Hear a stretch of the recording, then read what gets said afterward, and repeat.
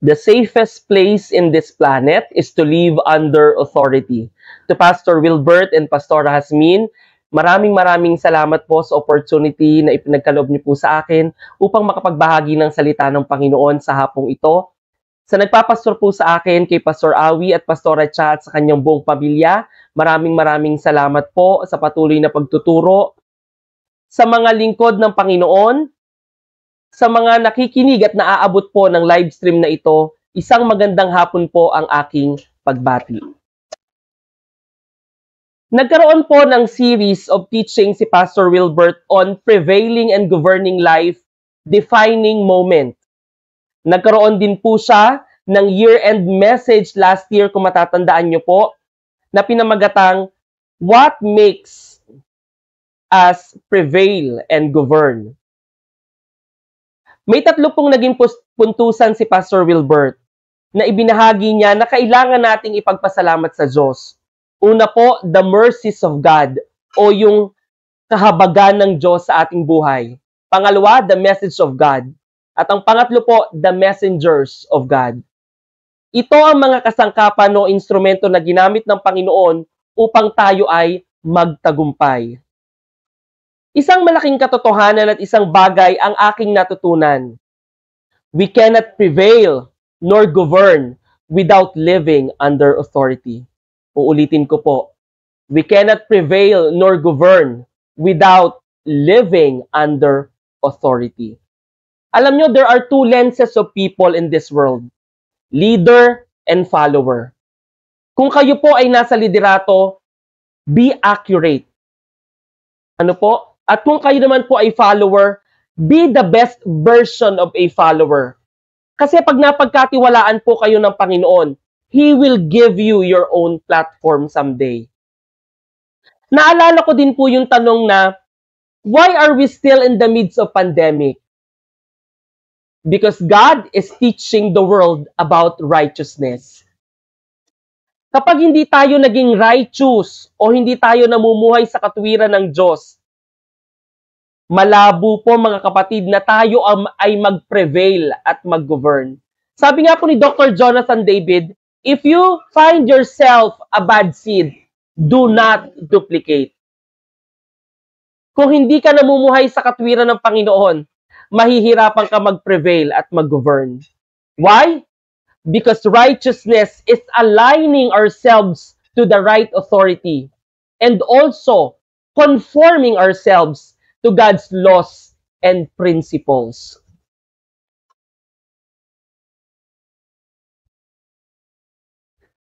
Ngayon pong hapong ito, iikot po sa tatlong puntusan po ang ating pag-uusapan. What is authority?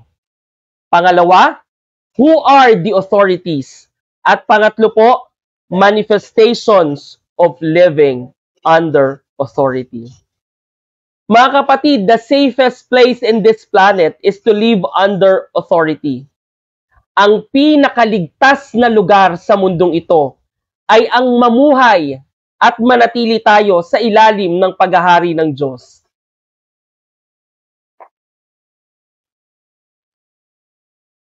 Ngayong hapong ito, ating aalamin ang kahalagahan ng pamumuhay sa ilalim ng kapangyarihan o authority. So, simulan na po natin.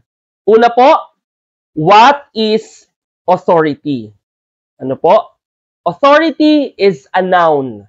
Ang ibig sabihin po, the power or right to give orders, make decisions, and enforce obedience. Sila po yung may kapangyarihan na magbigay po ng mandato. Ano po? Sila po yung may kapangyarihan na gumawa po ng konkretong desisyon. At sila din po ang nagpapatupad ng batas at sila din po, ang nag-e-enforce ng pagsunod sa kanilang mga nasasakupan. Pangalawa naman po, what is authority? Authority comes from the Greek word exousia, denotes authority. From the impersonal verb existi, meaning it is lawful. Ano po? Sinasaad Nasa batas po. The right to exercise power or the power of rule or government. The power of one whose will and commands must be obeyed by others. Ano po? Pag nagsalita po ang authority, kailangan susunod po tayo. Ano po? Ang Tagalog po sa authority ay otoridad. Sa ibang salin, kapangyarihan. Pag sinabi po nating lawful, nabanggit po natin yung lawful, conforming to, recognized by the law. And it is legitimate, mga kapatid. Sabi nga po, power without authority is illegitimate power. Kahit gagaano ka ka-powerful, kahit gagaano ka ka-influential, kahit gagaano ka kayaman, kung wala kang authority na pinagpapasakupan o pinagpapasailaliman, kapatid, illegitimate na power ang iyong daladala. Sabi po sa Matthew 9:6-8, "But in order that you may know that the Son of Man has authority on earth to forgive sins." Diba? Kaya nga po, naparito ang Panginoong Hesukristo, nagkatawang tao upang tubusin ang kasalanan ng ng mundo. Ano nating lahat po. Then he said to the paralytic, "Rise, take up your head and go home." And he rose and went home. But when the multitude saw this, they were filled with awe and glorified God, who had given such authority to men. Diba? Sinabi niya lang, tumayo ka. Rise, take up your bed, and go home. Diba? Gumaling yung paralitiko. Nang makita ito ng mga tao, sila'y natakot at nagpuri sa Diyos na nagbigay ng ganitong kapangyarihan sa mga tao.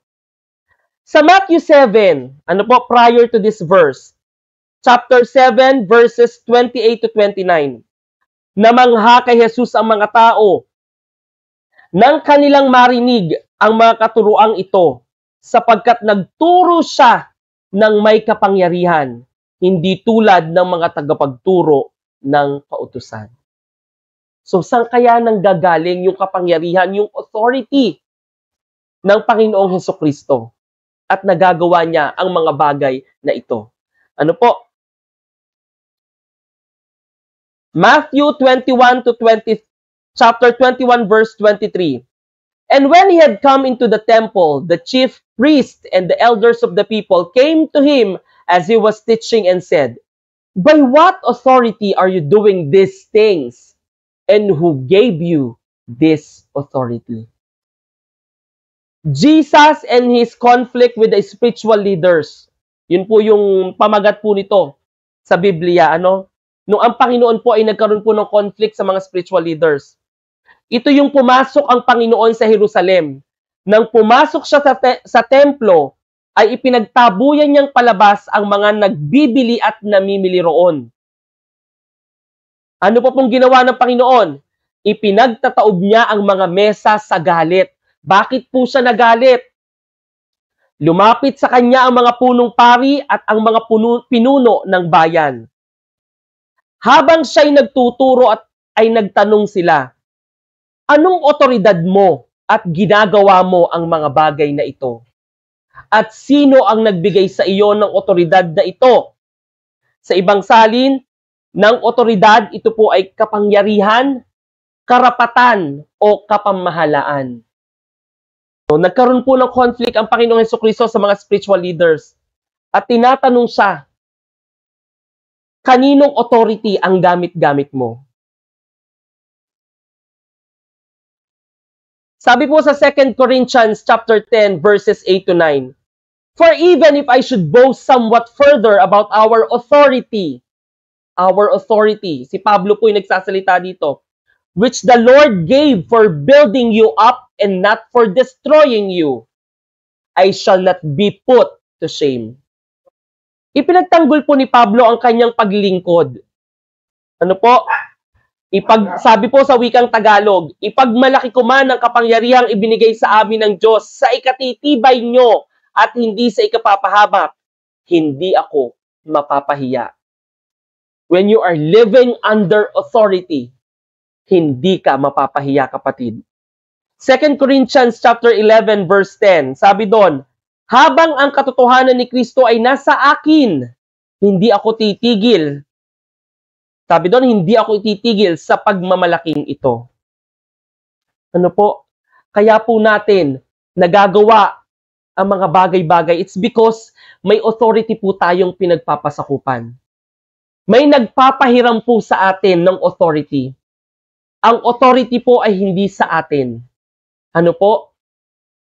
May nagpapahiram at nagpapagamit po sa atin ng authority. At mamaya po, further, ipapaliwanag ko po sa inyo. Pangalawa po, who are the authorities? Ayan. Gone are the days, po mga kapatid, na sinasabi po ng mga Kristiyano na ako at si Lord lang. Ano po? Ikaw at si Lord lang. Wala na po ang Panginoong Hesukristo. Nasa kanang luklukan na po siya ng Ama. Nag-iwan po siya ng regalo. Kapatid, tao ang ibinigay sa atin. Bakit? Tao po tayong makikinabang. Tao po tayong tuturuan. Tao po tayong poproteksyonan. Tao po tayong kailangang madala at mapulfill yung destiny na ipinagkatiwala sa atin ng Panginoon. Sabi po, who are the authorities? Romans chapter 13 verses 1 to 2. Let every soul be subject to the governing authorities. For there is no authority except from God. Wala daw pong authority na hindi ang Panginoon ang nagtalaga. And the authorities that exist are appointed by God. Therefore, whoever resists the authority resists the ordinance of God. And those who resist will bring judgment on themselves. Sa ibang salin po ng Romans chapter 13 verse 1 to 2, obey the government. For God is the one who has put it there. There is no government anywhere that God has not placed in power. Wala daw pong gobyerno na umiiral sa mundong ito na hindi po ang Panginoon ang nagtatag. At kapag may sinabi po tayong government, meron po yang authority. May namumuno at may pinamumunuan. May namamahala at may nasasakupan. Ano po? So, those who refuse to obey the laws of the land are refusing to obey God. Kapag hindi nyo daw po sinusunod ang batas sa kalupaang ito, sino po ang inyong tinatanggihan? Ang Panginoon. And punishment will follow. Diba? May kasunod daw po yan na parusa.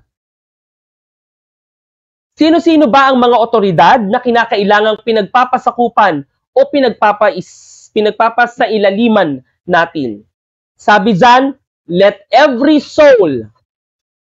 O, tanungin mo ang kapatid ang katabi mo o ang kasama mo sa bahay kung may kaluluwa siya. Kung meron, kasama ka, kasama kayo, kasama tayo sa tinutukoy dito. Kung tayo ay may kaluluwa, kasi sabi, let every soul, kailangan magpasakop at magpasailalim po tayo to the governing authorities.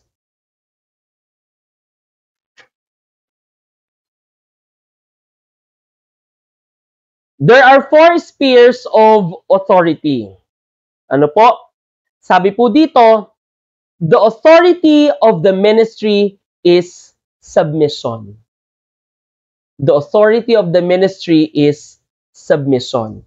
Ano po yung 4 spheres of authority na kailangan tayo po ay nagpapasakop at sa ilalim habang tayo po ay naandito sa mundong ibabaw? First, sa family.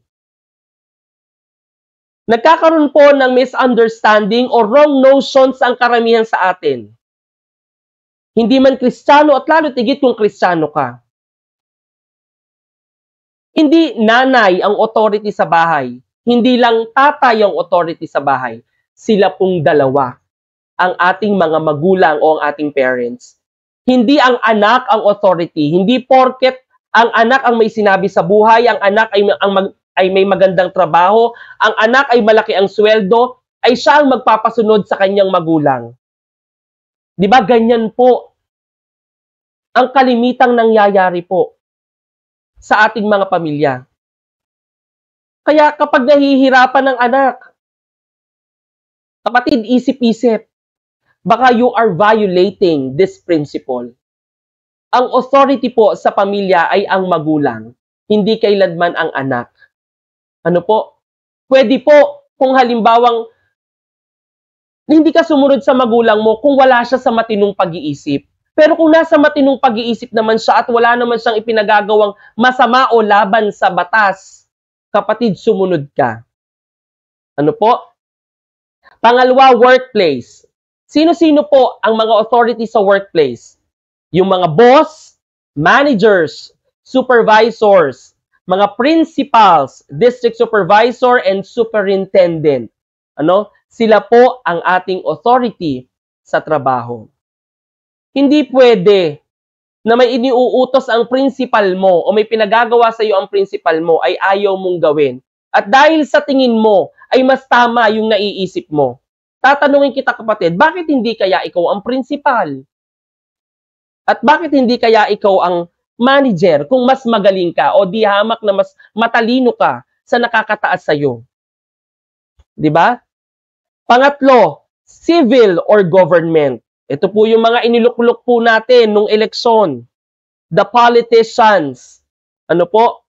So, kailangan nagpapasakop din po tayo sa kanilang pangunguna. Sa barangay man yan, sa pinakamaliit na unit. Ano po? Barangay. Tumaas man yan sa bayan, sa mayor. Ano po? Sa lalawigan, gobernador. Ano po? At pinakamataas ay sa pangulo. Bilang tayo ay mga citizen ng bansang ito, tayo po ay kailangang sumusunod sa mga iniluklok po natin sa pwesto.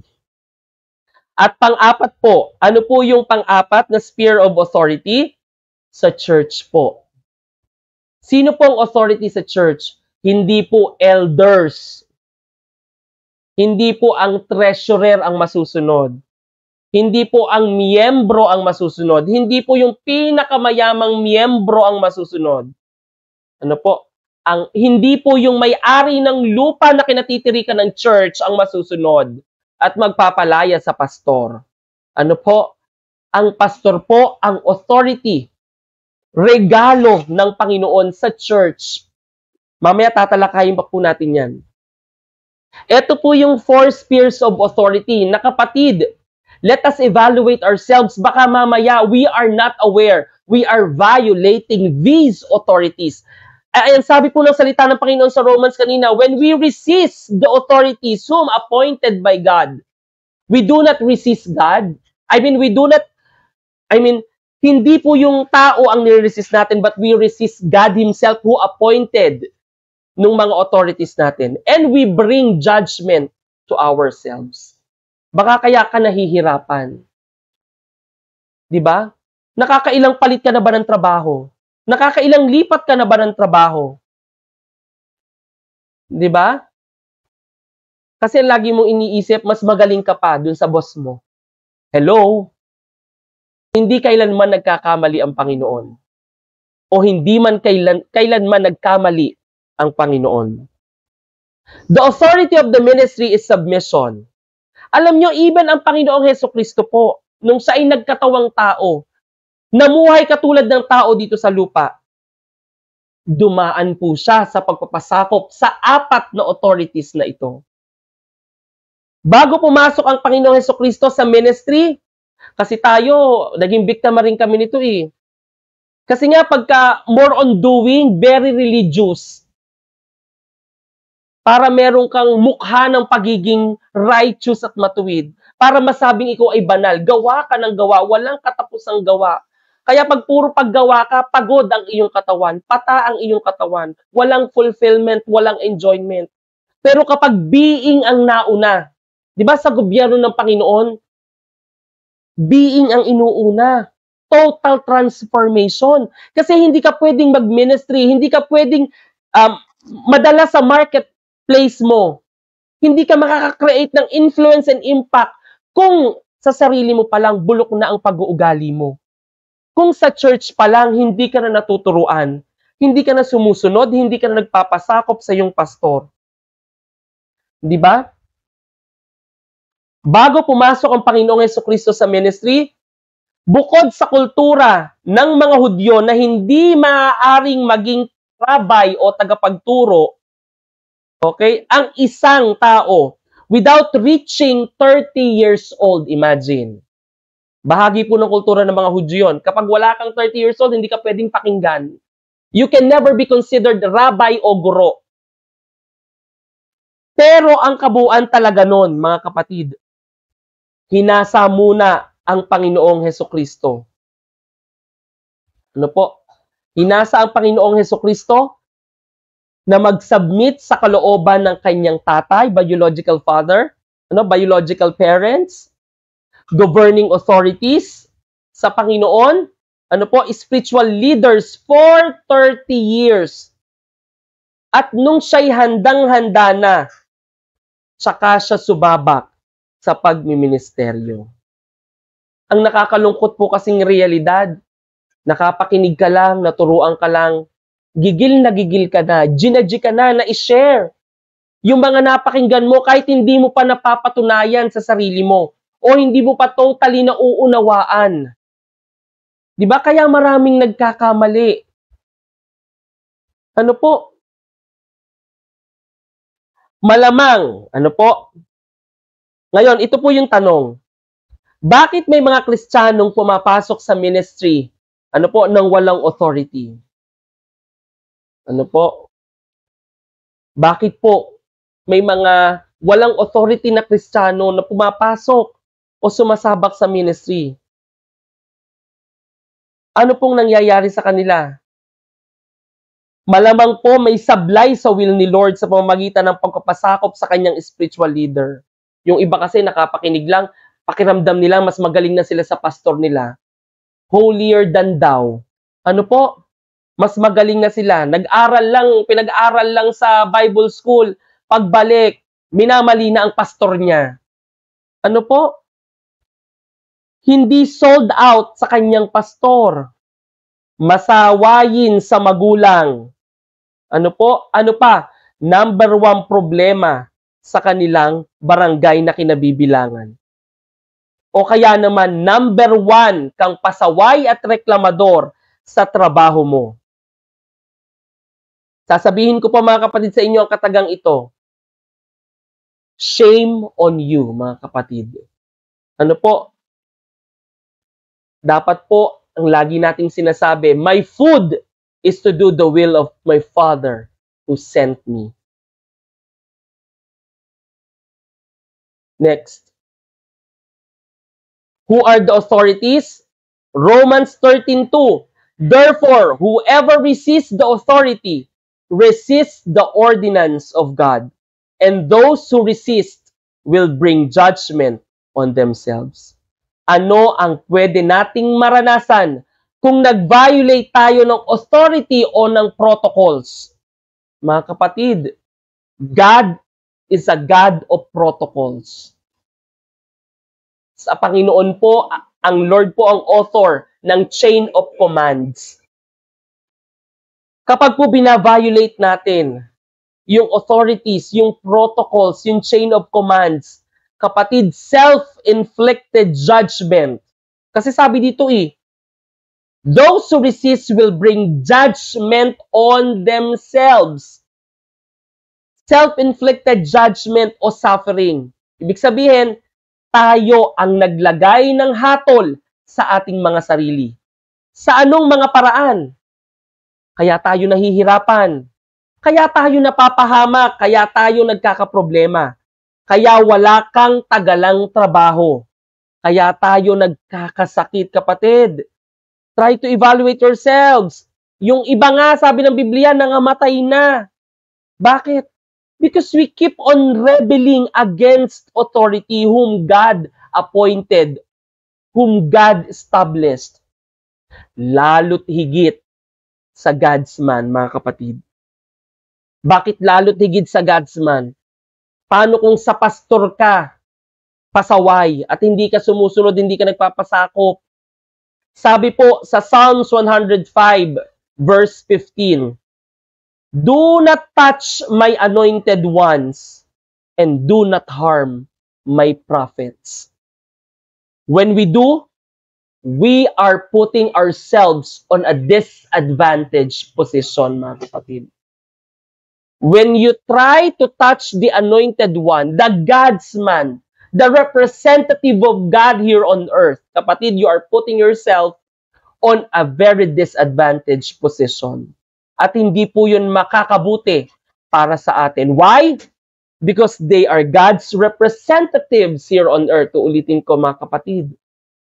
Regalo po sila sa atin ng Panginoon. They are His gifts to the church to equip us, to edify us until we all come into the unity of faith and spirit. Truth about authority. Number 1, the most powerful position on earth is under authority. Diba? Sabi po sa Psalms 91, 1-2, "He who dwells in the secret place of the Most High shall remain stable and fixed under the shadow of the Almighty, whose power no foe can withstand. I will say of the Lord, He is my refuge and my fortress. My God, on Him I lean and rely, and in Him I confidently trust." Sa Tagalog po, siyang naghahangad ng pagkupkop ng kataas-taasan at nananatili sa pagkalinga ng makapangyarihan ay makakapagsabi kay Yahweh, "Muog ka't kanlungan, ikaw ang aking Diyos, ang Diyos na tangi kong pinagtiwalaan." We are always under His covering, mga kapatid. When we choose to live under authority, when we choose to submit ourselves to the right authority, we are always under cover. We are always protected, mga kapatid. We are always secured. Sabi nga, kahit na mabuwal sa iyong harapan ang 1,000 tao, sa iyong paligid ang bilang ng patay maging 10,000, di ka matatakot at natitiyak mong di ka maaano. Alam nyo, sabi nga po, di ba sinasabi po ng salita ng Panginoon, if we will boast on what God has done in your life. Wala naman po kaming ipapatotoo na hindi po namin naranasan. There will only be conviction dun sa ibabahagi mo kapag ito'y napatunayan at napatotohanan mo sa iyong buhay. God has been so good. God has always been so good sa buhay po namin. Lalo tigit po nung pandemic. Napatunayan ko po ito sa aking sarili at sa pamilya ko. Alam nyo naman po na ako ay may asthma. May bronchial asthma po ako.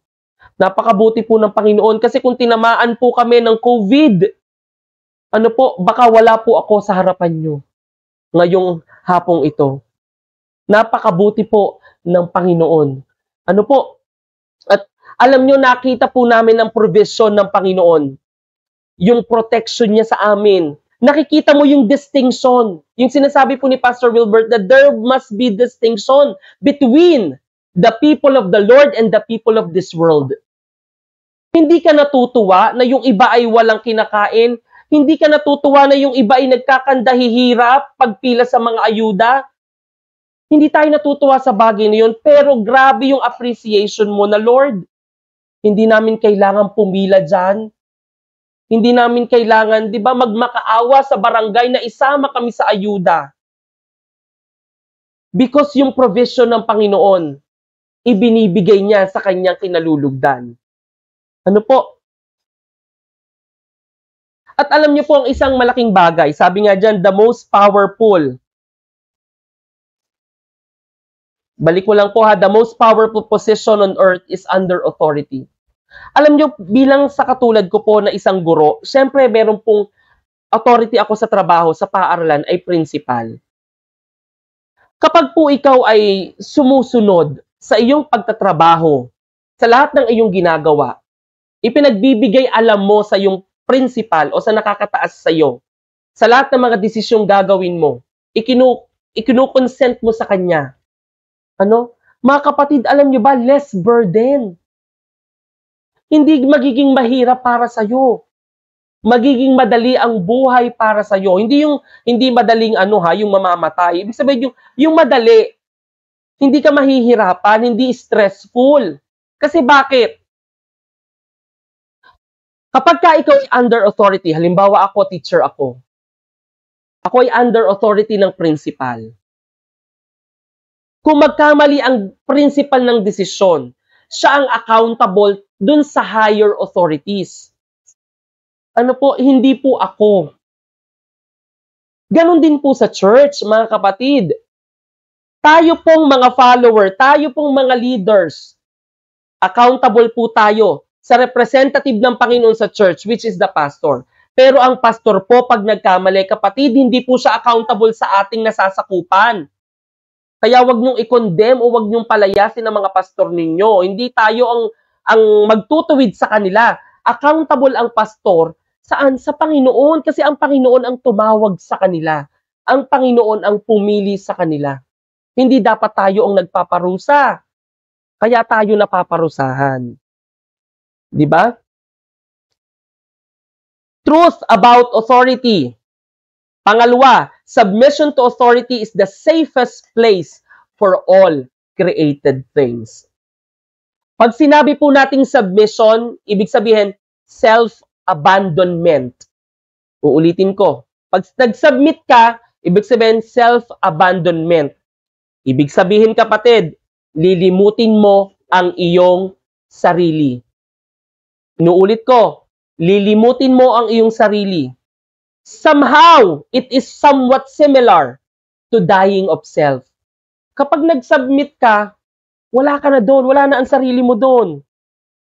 Sabi nga, we must be willing to die for the conviction of our Father. Submission to authority is the safest place for all created things. For all created things, tignan niyo po ito. Ang isda po, saan po nagsasubmit ang isda? Saan po ang kanyang conducive atmosphere? Sa tubig, sa dagat. Ang mga nilikha ng Panginoon dapat nagsasubmit po sa law of creation. Yung batas ng pagkakalikha sa Kanya. Because, katulad po nito, it is the conducive atmosphere or environment na kung saan magagawa ng mga isda ang pagkakalikha sa kanila. Subukan mo kayang kunin ng isda at ilagay mo sa kate. Makakalangoy kaya ng ayos yan?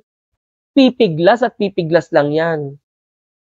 Pag hinuli mo ang isda, di syempre, maghihingalo pa yan, manghihina pa yan, kasi wala dun siya sa conducive environment na niya kung saan malaya siyang nakakalangoy, malaya siyang nakakahinga kahit walang oxygen sa ilalim ng tubig. Di ba, pag tinanggal mo siya sa tubig, manghihina siya, and eventually, mamamatay siya. Ano po? Birds o ang ibon. Di ba may awiting, ibon man, may layang lumipad, kulungin mo at pumipiglas. Bakit kaya pag kinulong mo'y pumipiglas? Hindi kasi siya nilikha. Ano po? Hindi po nilikha ang ibon para ikulong. Nilikha siya para lumipad. Kaya we should not go against the law of creation. Because when we do, disorder and destruction awaits. Alam niyo po ba, trivia lang din po, no? Malaki din po ang naiaambag ng mga ibon sa ating reforestation. Bakit? Alam niyo po, pag napagod ang mga ibon sa kalilipad, nadapo po sila sa mga puno, sa mga sanga ng puno. Kinakain po nila ang mga bunga hanggang ang mga buto nito ay malaglag at matanim sa lupa. At ano mangyayari pag natanim sa lupa?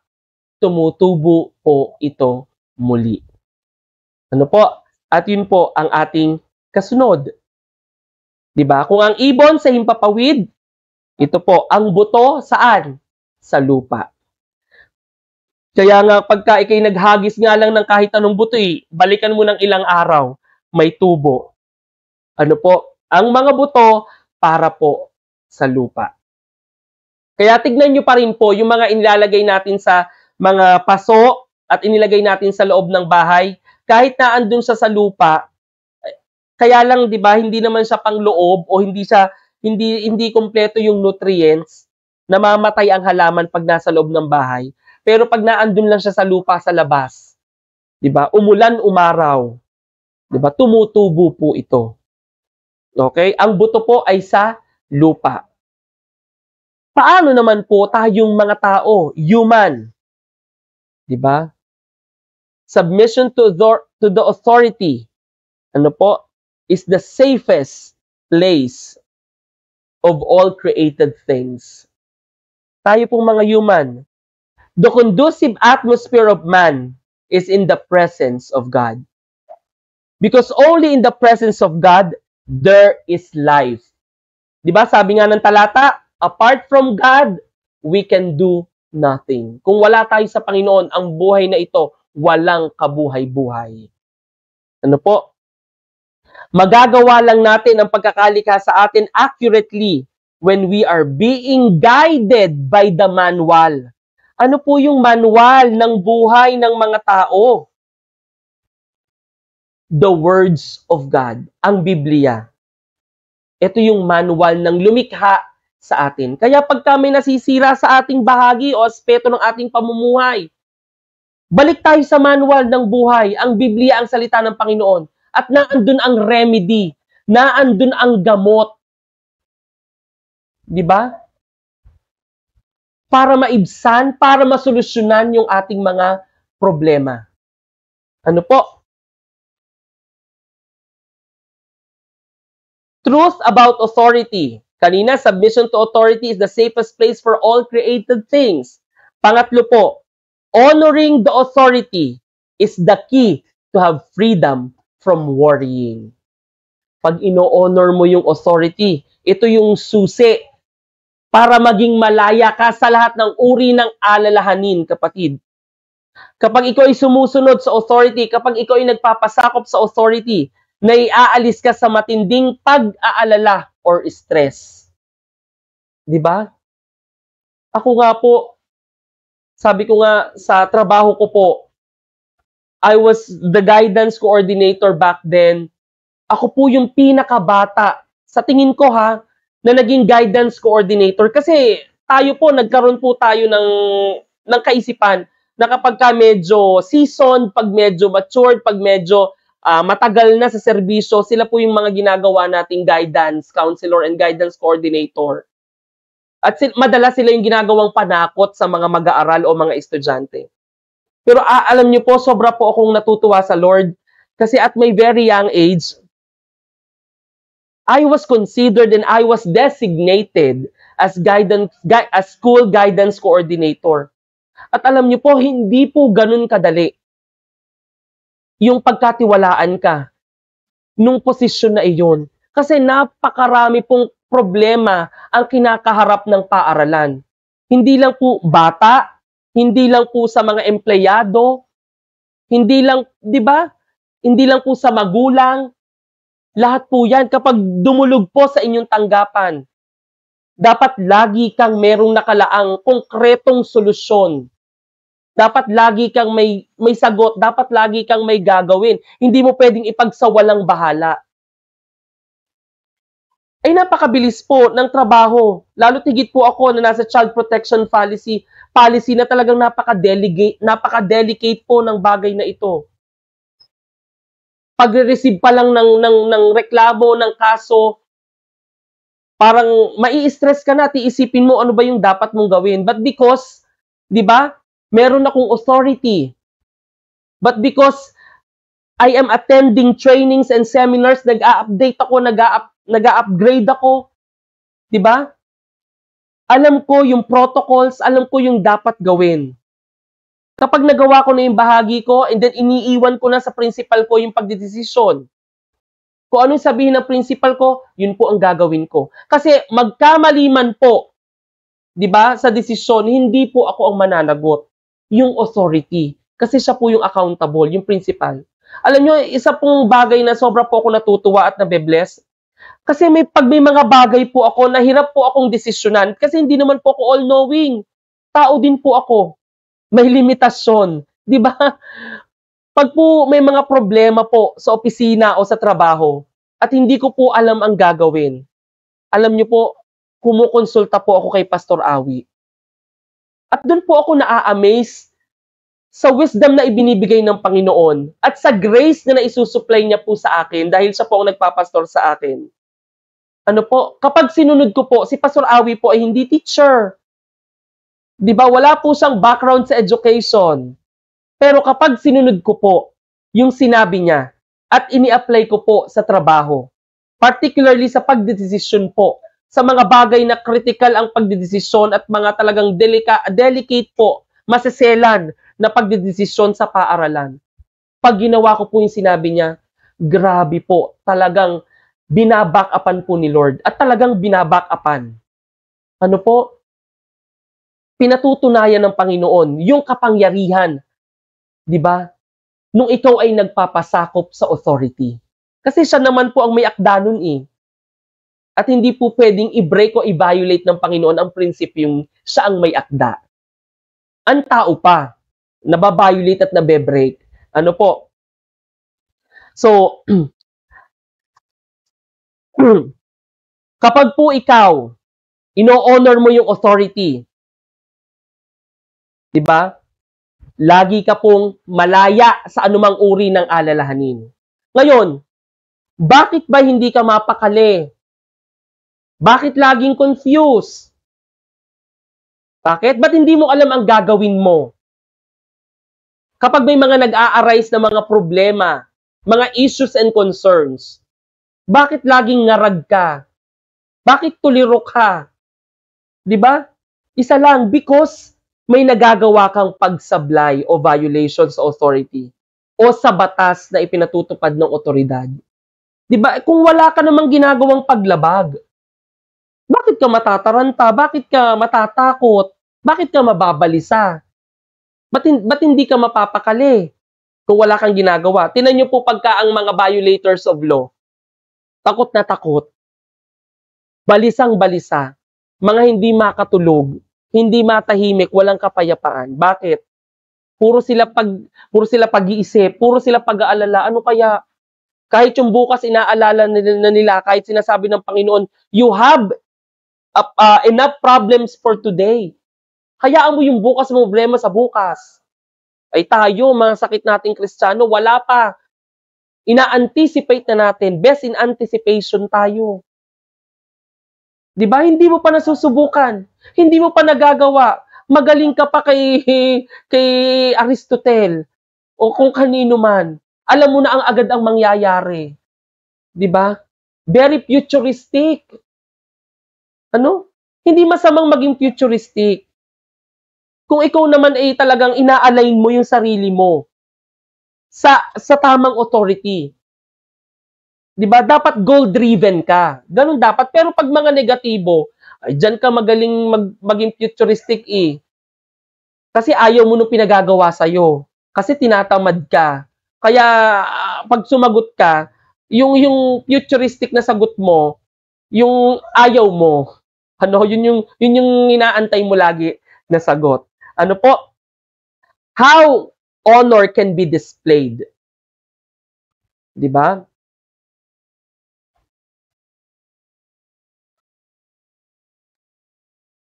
Isa pa po pala, bago po ako bumalik dun sa how honor can be displayed. Alam niyo po yung word of honor, mga kapatid, sabi kasi dito, honoring the authority. Yung honoring the authority, kapatid, hindi lang yun basta sa pagpapasakop, ano, hindi lang ganun yun eh. Alam niyo po, napakahalaga po ng word of honor. Yung integrity, kapatid. Once you say it, you have to do it. May mga Kristiyano na nagsisik ng advice sa kanilang pastor. Ito po, napakatalamak nito. Nagsisik ng advice sa pastor o sa authority, but still, yung gusto pa din nila ang masusunod. Alam niyo po, it will just be a waste of time, effort, and energy. At yung tinuro po sa amin ni Pastor, in the Bible, integrity is being equated to holiness.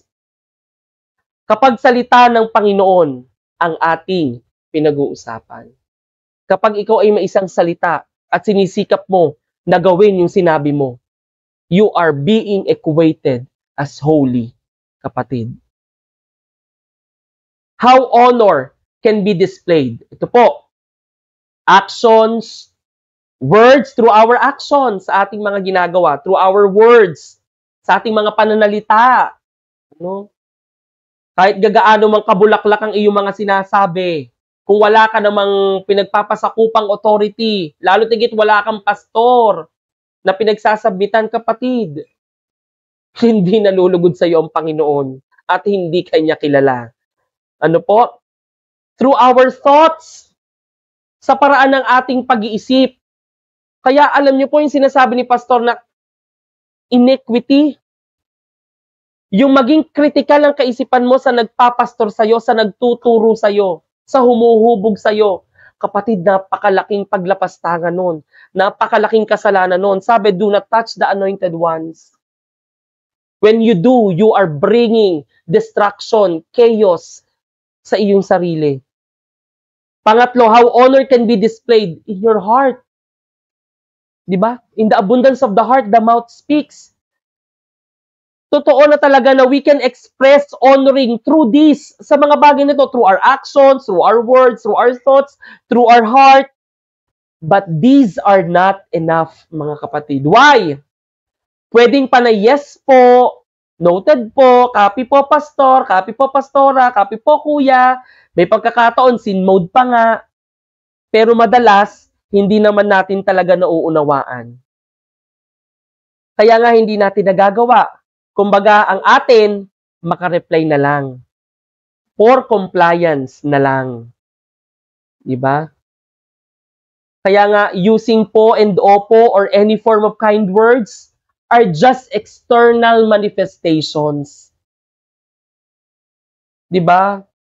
Hindi pwedeng balat sibuyas ka. Madami kasi po, opo, pastor, ganito po. Pero pag uutusan na, wala na. Okay? This is just one way of showing our respect to the authorities. But there are so many things that are being neglected in the way we honor them. Truly, that action speaks louder than words. You can be courteous. Gawin mo na ang lahat. Sabihin mo na ang lahat. Maging magalang ka in front of them. But murmuring after and even talking behind their back. Mga kapatid, it is very dangerous and such a disrespect to them. Again, we are only placing ourselves in a very disadvantaged position. How can we honor God accurately? So how can we honor God accurately? Proverbs 3, verses 9 to 10. Honor the Lord with your wealth and with the best part of everything you produce. Then He will fill your barns with grain, and your vats will overflow with good wine. Bakit sinabi ng Panginoon na honor the Lord with your wealth? Ang totoo, kailangan ba ito ni Lord? Kailangan niya ba? Yung pinagkatiwala sa atin, lahat ng bagay na pinagkatiwala sa atin, kasi ang sabi ng salita ng Panginoon, the earth is the Lord and everything in it. Kapatid, everything. At ang may kasunod pa, and those who live in it. Kung naninirahan ka sa mundong ito, tayo ay pag-aari ng Panginoon. Wala tayong sariling pag-aari. That is why we must be, di ba, a good steward of everything na pinagkatiwala sa atin. Ang tanong ko sa inyo, kailangan ba ni Lord to? Yung wealth natin? Kasi binigyan niya tayo ng ability to produce wealth. Kaya nga tayo nakakapagtrabaho, kaya tayo kumikita ng pera dahil sa ating mga talento at kakayahan. Sa ating ideya, nagkakaroon tayo ng kaperahan sa ating mga idea. Diba? Ito yung mga kaparaanan kung paano tayo makakaproduce ng wealth. Kapatid, hindi kailangan ng Panginoon to. Pero bakit niya pinapagawa at itinuturo sa atin ang bagay na ito? It's because it is His principle. Na kapag ginawa din natin ito, kapatid, kapag ginawa natin to, tayo po ang magbebenepisyo, hindi ang Panginoon. Tayo po ang magbebenepisyo, hindi ang pastor. Tayo po. Kapag sumunod tayo sa salita ng Panginoon, He will back us up. Patutunayan niya na totoo ang kanyang sinasabi. Di ba? Ano pong ibig sabihin ng honor? Okay, sa Greek word po, time. Ang spelling po ay time, parang time kung babasahin, T-I-M-E. Pero ang pronunciation po nito, time. Ano pong ibig sabihin? A value, money paid, or concretely and collectively valuables. Pag nag-o-honor tayo, anong ibig sabihin doon ng ino-honor natin, ang lingkod ng Panginoon? To appreciate, we appreciate His life, her life, yung ginagawa niyang pagtuturo sa atin, paghubog sa atin, pagdidisiplina sa atin, pagsuporta sa atin sa lahat ng bagay. Minsan nga nakakalimutan na ng pastor ang kanyang sariling pamilya para lang matugunan yung mga pangangailangan ng kanyang mga miyembro. Di ba? Ang mga miyembro naman, wala sa hulog. Nadidishonor ang pastor na hindi nila nalalaman. Di ba? Gusto nila para bang bayaran ang pastor. Yung serbisyo ng pastor. Pag may patay, pastor, pag-pray niyo po. Pag may birthday, pastor, ganito po. Pagka may, ano ba yun, lahat na, pastor. Di ba? Yung parang pag wala doon sa lugar yung pastor, hindi magiging epektibo yung pananalangin ng pastor. Para bang meron pang pagkakaiba yung pag nanalangin ka nang naandun ka at nanalangin ang pastor sa bahay. Ano po? To appreciate, to esteem, especially of the highest degree. Of the highest degree. And to respect. Sabi nga po, sabi po dito ni Pastor Wilbert, honor here speaks about financial matter. You cannot be connected if you are not willing to share good things to a person who gives you spiritual nourishment. Yung tinatawag po nating vital exchange, mga kapatid. Ang pastor po, sabi sa aklat sa Biblia, wala po silang bahagi dito. Di ba? Ito yung ipinagdaramdam somehow ni Pablo na ipinapaliwanag niya, wala silang bahagi dito. Kalabisan ba na matapos namin kayong turuan, palaguin, patatagin ang inyong pananampalataya sa pagpo-provide ng inyong mga spiritual nourishment, ng mga fresh and now words of God. Matapos nang mapayuhan ng pastor mo ng dapat na gagawin, umalwan yung sitwasyon mo. Di ba? Nalusutan mo yung problema mo, nasolusyonan mo. Kalabisan ba na i-honor natin sila? Okay? Ng finances at ng mga kailangan nila? Kalabisan ba yun? Ay, ang sabi nga ng Biblia, wala silang bahagi sa lupang dito sa mundong ito. Di ba?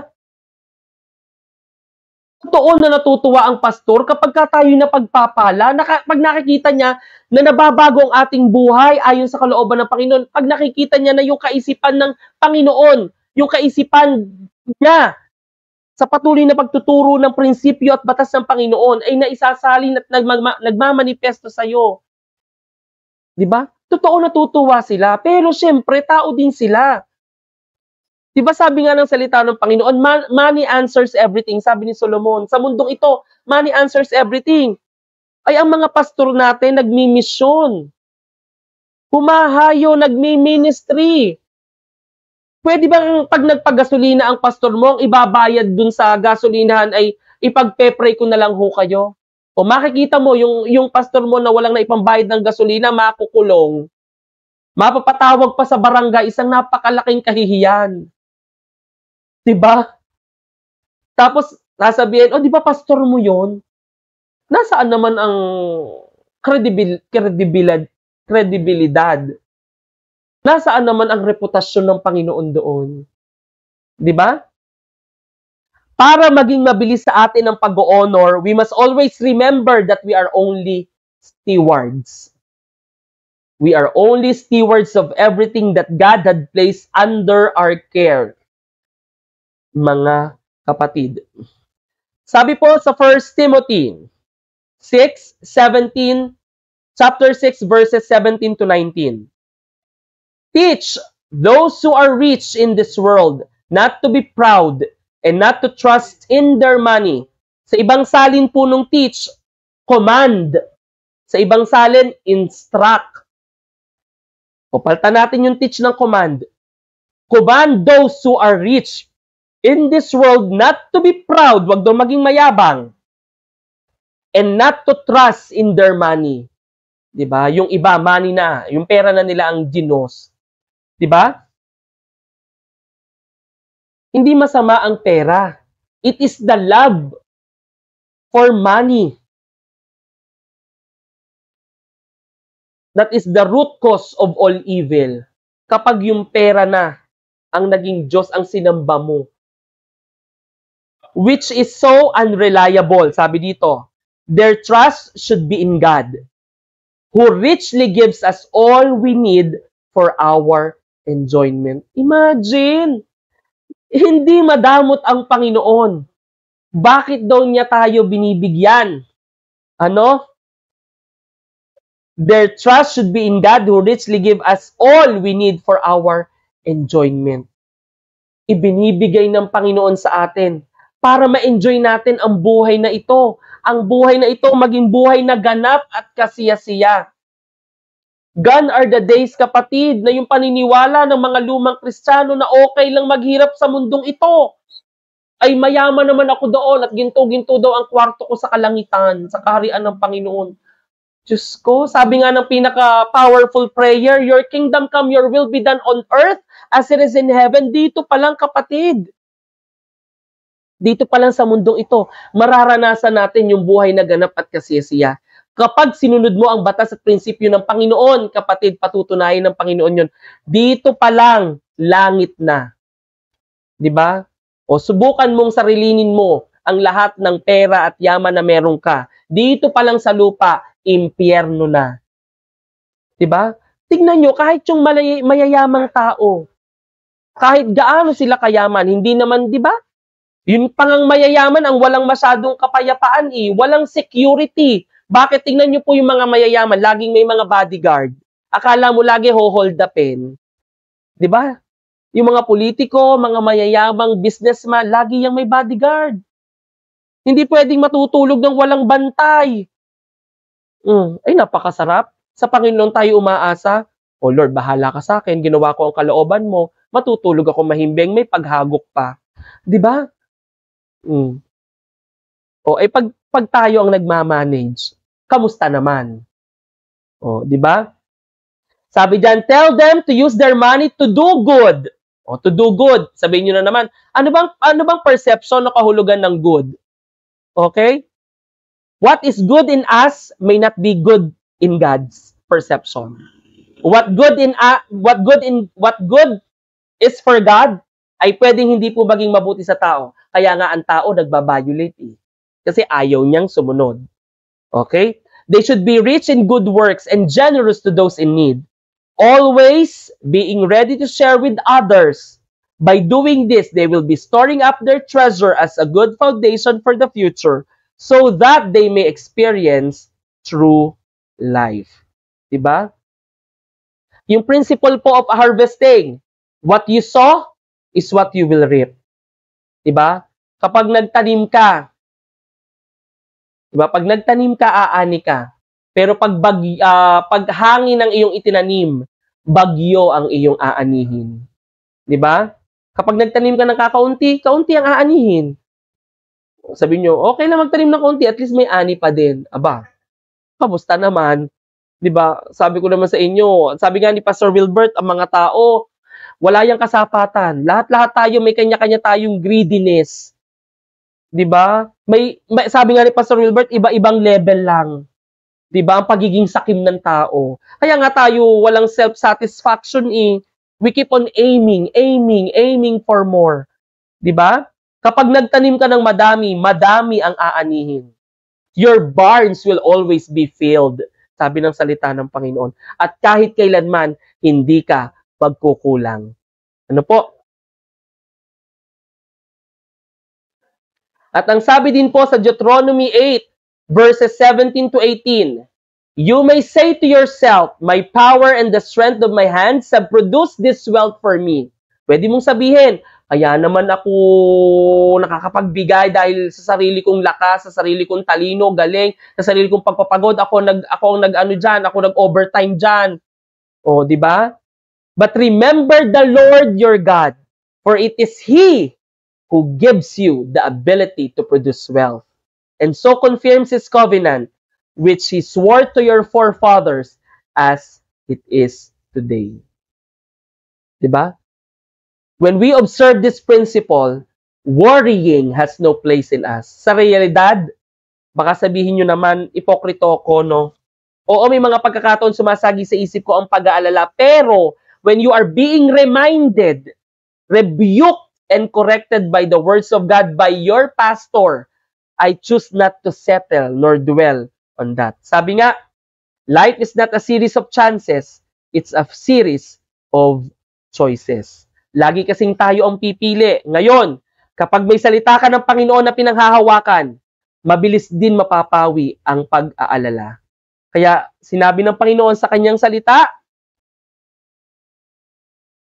Matthew 6, verses 25 to 34, therefore I tell you, do not worry about your life, what you will eat or drink, or about your body, what you will wear. Is that life more important than food, and the body more important than clothes? Look at the birds of the air. They do not sow or reap or store away in barns, and yet your heavenly Father feeds them. Are you not much more valuable than they? Who of you by worrying can add a single hour to his life? Diba? Kung yung mga ibon nga, hindi naman sila nagtatanim, pero umaani sila, kumakain sila, hindi sila nagugutom. Tayo pa bang tao? Mas importante tayo sa Panginoon. Dahil tayo nga yung nilikha niya according to His image and likeness. Tayo lang. Kaya nga, kinainggitan tayo ni Lucifer. Diba? Ganun tayo kahalaga sa Panginoon. Okay? Kaya sabi dito, and why do you worry about clothes? See how the lilies of the field grow. They do not labor or spin. Yet I tell you that not even Solomon in all his splendor was dressed like one of these. If that is how God clothes the grass of the field, which is here today and tomorrow is thrown into the fire, will He not much more clothe you? Or you of little faith? So do not worry, saying, what shall we eat? Or what shall we drink? For the pagans run after all these things, and your heavenly Father knows that you need them. But seek first His kingdom and His righteousness, and all these things will be given to you as well. Therefore, do not worry about tomorrow, for tomorrow will worry about itself. Each day has enough trouble of its own. Seek first the kingdom and His righteousness. Mga kapatid, obey the government na in-establish ng Panginoon. At walang government na itinalaga ang Panginoon na walang authority na nangunguna at namamahala dito. We must live and submit ourselves to the right authority. Ano po? Madami pa po itong aking ibabahagi. Ano po? Pero kulang na po tayo sa oras. Pag po ako'y mabibigyan pa po muli ng pagkakataon, ito po ay aking ipagpapatuloy. Ano po? Muli po, Pastor Wilbert, Pastor Hasmin, maraming salamat po minsan pa sa opportunity at pribilehiyo na magamit po ang inyong platform sa pagbabahagi ng salita ng Panginoon. It is truly an honor po. Sa nagpapastor po sa akin, kay Pastor Awi, kay Pastor Atsa, ano po, without you po and your family, wala po ako sa harapan na ito, sa platform na ito. At sa lahat po ng mga kapatiran ko, very supportive, Winwak at Mauban family, maraming salamat. Sa lahat po ng lingkod ng Panginoon at sa lahat po ng nakapakinig sa hapong ito, nawa po ang bawat isa ay napagpala. Maraming salamat po. God bless us all, and to God be all the glory.